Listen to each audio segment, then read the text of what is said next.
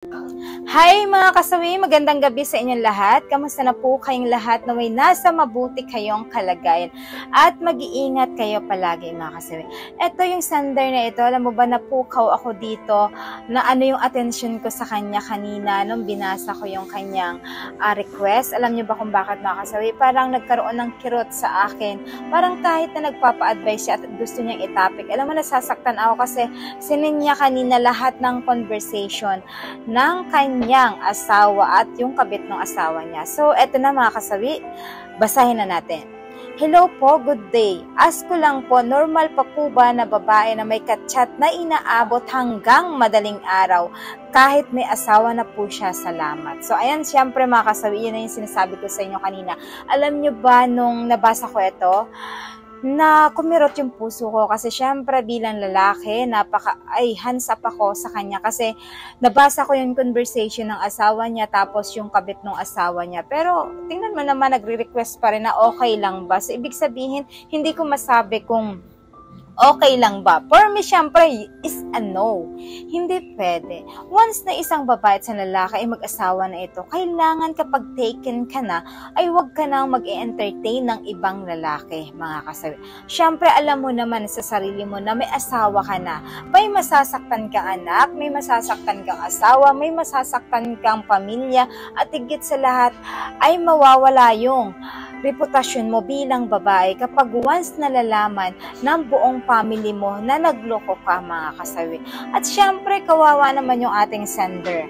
Para sa akin, ang gawin mo talaga, para sa akin sender, mas maganda na kausapin mo ng mabuti ang iyong asawa kung ano ba talaga ang plano niya sa buhay, kung ano ba talaga yung desisyon niya, kung ipagpapatuloy niya pa rin ba yung pakikipag-chat sa ibang lalaki kahit madaling araw na kahit na alam niya na may asawa na siya at taken.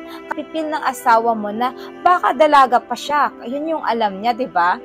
Ikaw nga, kung isipin mo, kung babae kang matino, madaling araw, makikipag-chat ka sa ibang lalaki, kahit alam mo na may asawa ka na, di ba? Napakasaklap nun, mga kasawi. Lalo pat ang asawa mo ay nalaman niya na may ka-chat kang iba. Kailangan marunong ka rin naman na magalit sa asawa mo kasi karapatan mo yung bilang isa kang legal husband ng asawa mo. Kailangan pagsabihan mo siya.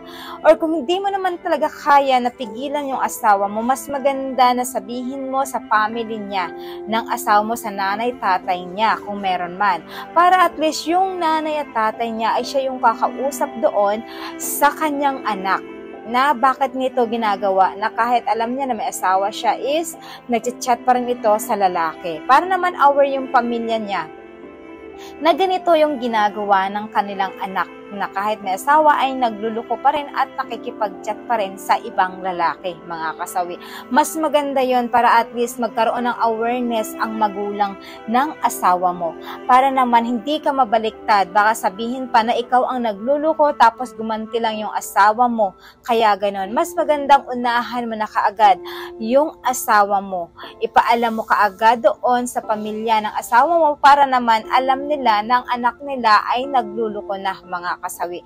Napaka-importante yon. Sila yung makakaintindi sa nararamdaman mo ngayon dahil syempre ikaw yung legal husband ng isang babae, mga kasawi. At syempre sa mga kababaihan, mga kasawi, na nagluluko na ganito, bakit kailangan nyo pa makipag-chat sa ibang lalaki na alam nyo naman na bawal ito dahil meron na kayong asawa? Diba?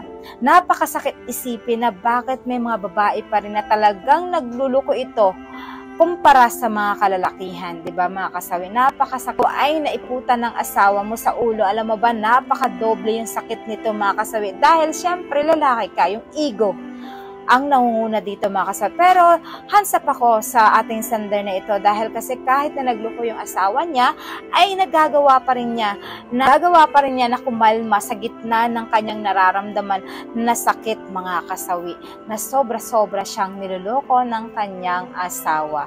So ayan sender, naway nabigyan kita ng linaw dito. Sana naman magawa mo ito para sa sarili mo at para din sa mga anak mo kung meron man kayong anak. So ayan, sa mga commenter natin, pwede kayo mag-comment. Maraming salamat sa patuloy na pagsuporta niya sa akin sa walang sawang pag-share at pagko-comment. Mahal kayo ng inyong advisor, mga kasawi. Bye!